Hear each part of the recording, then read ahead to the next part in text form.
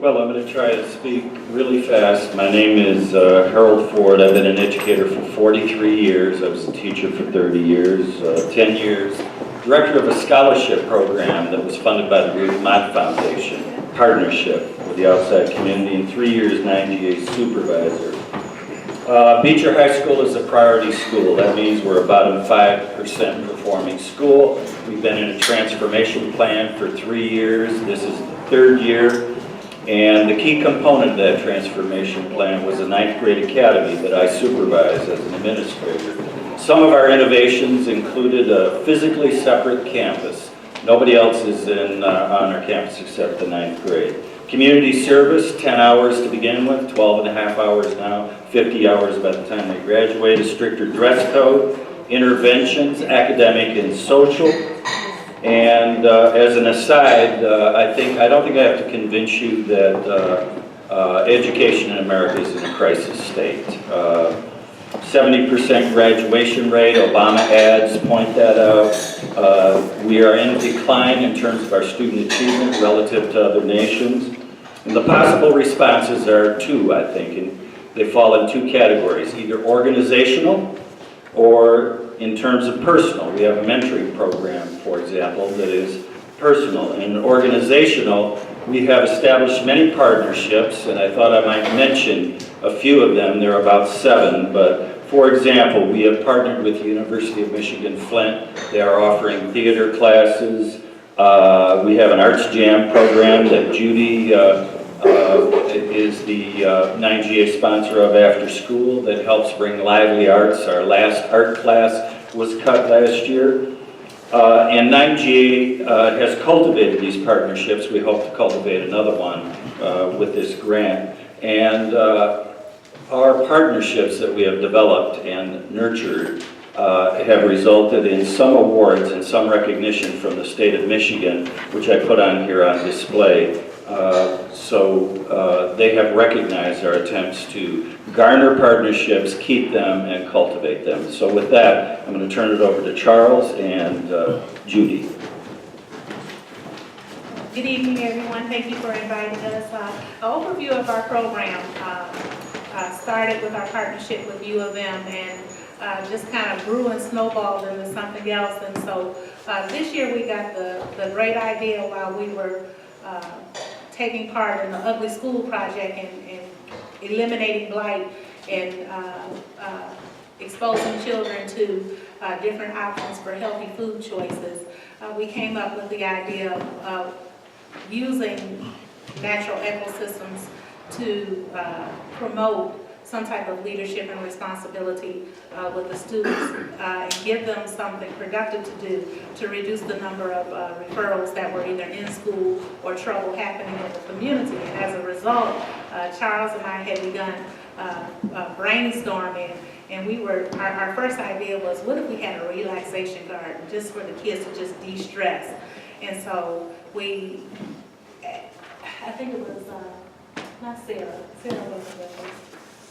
Layla was with us, and she said, oh, well, we can arrange a trip where you guys are talking about using fish as a calming method and beautifying the neighborhood. And so this led to us with our flower beds and our beautification thing. What if we did something with fish and plants? And that led to our idea about aquaponics, because the kids had never heard of it. They had never heard of food justice, what we had been discussing, and the community being a food desert, just clueless. And I even learned more about it as well, about healthy food choices. And so the kids really embraced this wacky idea that we had about embracing our neighborhood, taking charge, and making it beautiful again. And so our goals of the program are to set up individual stations to produce food, as well as add beauty to the community. And we wanted to first set these stations up within the school, not just white walls and furniture, put some color and some splash. And the kids were like, okay, yeah, we can do that. And it turned into something totally different than what we expected. The kids are so used to pencil and paper activities And just on a day-to-day, you know, we gotta open up the book. So this gave them an opportunity to not only use their minds, but work with their hands as well. And that's the creativity that we wanted to spark in them with this program. And we think it's innovative and creative because they have the opportunity not only to develop their leadership skills, they have the opportunity to develop trade skills that'll help them be productive members in the community. Not just growing a flower bed and gaining that knowledge, but perhaps selling the items, becoming producers and consumers. And so they've latched on to that idea. We're excited to be here. The children are excited. They gave us our pats on the back. Charles has a presentation of some of the things that we've already engaged in. We're excited to have accomplished so much within a short period of time. And we hope to keep plowing forward with this idea. And so, Charles, I'll turn it over to you. Real quick, who was the password? Those dark computers.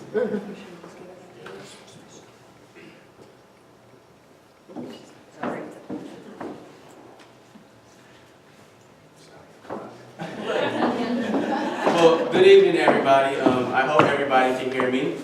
My name is Charles Simon. I am a worker and employee of the University of Michigan Flint, their outreach program and their Discovering Place initiative that they have brought to the Beecher Community School District. So that's my part.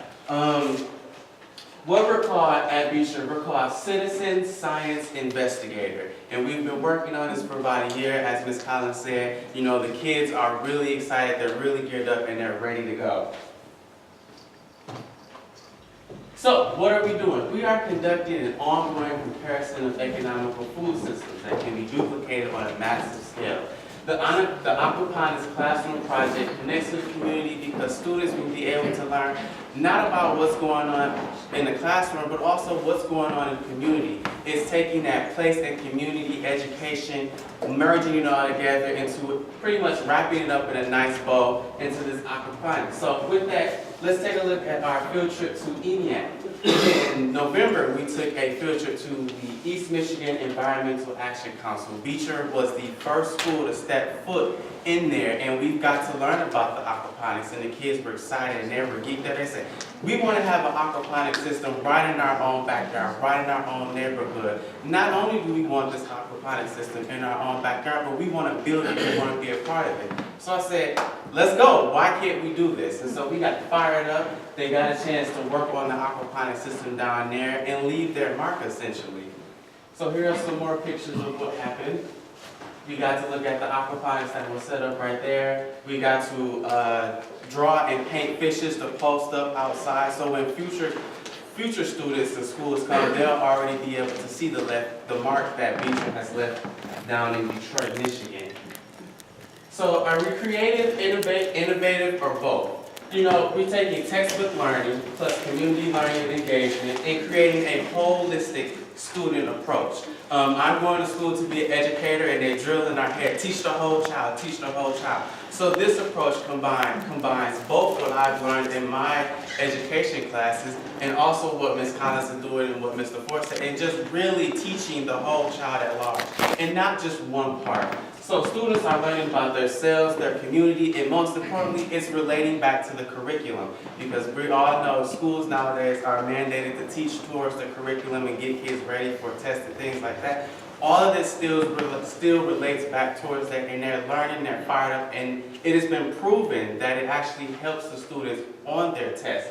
And it's creative and it's innovative. I mean, just look at our trip to the Harvesting Earth and our indoor aquaponics. Okay, so we're going to stop now and open it up for questions. Yes. Yes, sir. Approximately how many students? We have about 20 to 25 students in our program. What about ages? Is it just the ninth grade? Yes, it's all ninth grade. We have some 10th graders who are still fired up and ready to come back and help the ninth graders. There was a statement made by Harold or Mr. Ford about a 5% school. Can you maybe tell me what that is? The bottom 5% performing schools in the state are required to adopt one of three plans, or If they're not successful, then it might result in a state takeover, Okay. just solution in the school district or some other solutions. How much will this, what's your goal for your money goal for this project? In totality, right? To create, oh, I'm sorry, Ms. Adams. Okay, because you have a. To create a large-scale outdoor aquaponics system. The kids have said that, you know, and it shocked me that they wanted to have their own Beecher's Farmer Market because they lived in such a food desert with corner stores and fast food restaurants that they did not have access to fresh organic produce that was not only naturally grown, but also delicious.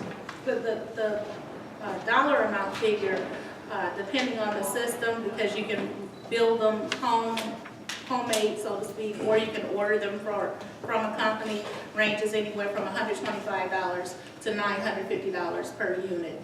And so our goal was to do at least 3 units in different areas of the community. We have currently 3 buildings that we operate, and our larger goal was to put at least 1 large station near each building. And we also have a partnership with King's Karate, and they have designated space for us to start a larger commercial type setup in the same cost. It's really very inexpensive. We didn't budget any more than about, I don't know, $25,000 to $5,000, depending on how many stations we wanted. So relatively low cost. Yes, ma'am. So you mentioned the partnership that you have with King's Karate, Harvesting Earth. I just wonder, what other partnerships will you have for this project? One of our end goals is to, once we get this up and running, is to create contracts for the students once they start producing with the local businesses and restaurants that we have to purchase the produce and the fish that are grown. Our main one is currently Roma's Restaurant, and so they've been very helpful and willing to engage in that once we get it off the ground. I'd like to also say the University of Michigan Flint's fingerprints are on this as well. You mentioned that your 4 units at $1,000, a little bit more, $4,000 to $5,000. This grant is a little over $15,000. So would your intent be to use the other $10,000 to make bigger aquaponics, or would use it for a different purpose? I think it would help us to expand and make bigger units. Our ultimate goal is to get the community involved. We're just, you know, very tiny in square miles. But it would be an opportunity to reach each section of those square miles. There's so much blight, and just to give people opportunity, hey, you know, let's go to the garden. We can help produce food, we can help sell it, we can, you know, just those opportunities of hope that they don't have right now. And also, I'm sorry, I would like to add to that you know, with the $14,000, you know, it is more or less a revitalization of the Beecher community. As Ms. Collins said, you know, there's so much blight, and I'm sure we've all seen in the news so much negativity that, you know, comes out from the Beecher community that, you know, no one really talks about the successes and, you know, what the students are. And I think with this money, that'll put a big, huge foot stamp on all of that negativity, that not only that the community and the district hold, but also that the students hold, because they're very aware and very cognizant of the reputation that they have, and they are desperately trying to change it. And I think this would be an excellent way to do that. So the unit would, I mean, I know a fair amount of about aquaponics. Would you be building a greenhouse type, I mean, when you say 1 unit in one center, like on a blighted, like a vacant property?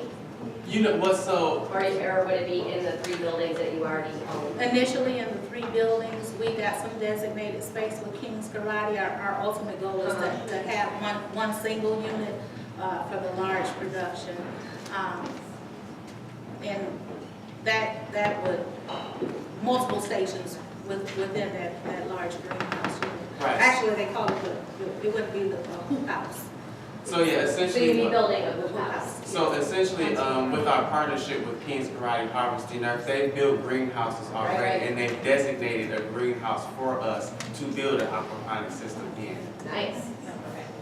One last question. She can go then. I already asked a question. Oh, I thought you had, okay. No. Oh, okay, so it's two-parters, so I'm gonna cheat a little bit. So how have you considered how like the transition between ninth grade classes is going to take place? Because obviously the first ninth grade class is gonna be really cool because they get to build it, but the next ninth grade class, you know, is it just them just taking over it? And then this kind of goes along with that is I'm imagining that there is these kits or the aquaponics farms themselves have some maintenance or upkeep costs, and I'm curious as to what, like, what's the longevity of one of these, just with the initial investment. What we had intended is that if the students got the contract, the profits that they would make from selling their produce at the market or harvesting the fish would contribute towards the cost of upkeep. Okay. We haven't quite hammered out exactly what that cost would be. It's open to the whole middle school, high school, but specifically each group, each ninth grade group gets to put their stamp on it and come back, like the 10th graders, they can come back and. So it's not just a teach ninth it. grade program, it's gonna be something that's It's gonna be the whole high school. Okay. Correct, Okay. correct. And we've already had a group of ninth graders who are in 10th grade now, who are anxious to come back Okay. and, you know, continue to leave their mark and work with the current ninth graders. So, Gotcha. yeah, it's definitely going, something that will be continuous, that each grade that comes along will leave their mark, but also, you know, go back and to help the future generation that comes up behind us. May I piggyback on that and say I wear several hats? That's a bird. I'm answering this question. I wear several hats in Beecher. One of them is a Beecher administrator. Another is I'm Michigan State hat? no, go blue on Saturday. That doesn't. Go green. How about that? I also am on the board of directors of King Karate. In fact, I'm the presiding officer right now. And that is a developing partnership that will help perpetuate this project and others. We look to increase the partnership between King Karate and the Harvesting Bird Farm and the Beecher Schools. Thank you very much.